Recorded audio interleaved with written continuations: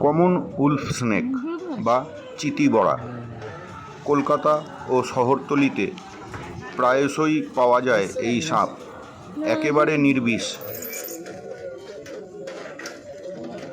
সাধারণত ঘরের আনাচে কানাচে এবং ইটের ফাঁক ফোকরে এদের বসবাস। এদের প্রধান খাদ্য টিকটিকি ও ছোটোখাটো পোকামাকড়। আমরা প্রায়শই এই সাপটিকে বিষধর কালাচের সঙ্গে তুলনা করি বা দেখতে পেলে এটাকে কালাচ ভেবে মেরে ফেলি।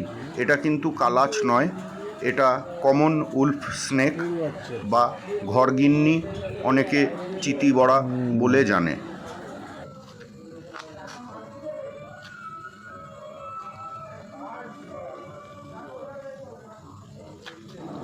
সচেতনমূলক বার্তা ও এন্টারটেনমেন্টের জন্য এই ভিডিওটা বানানো।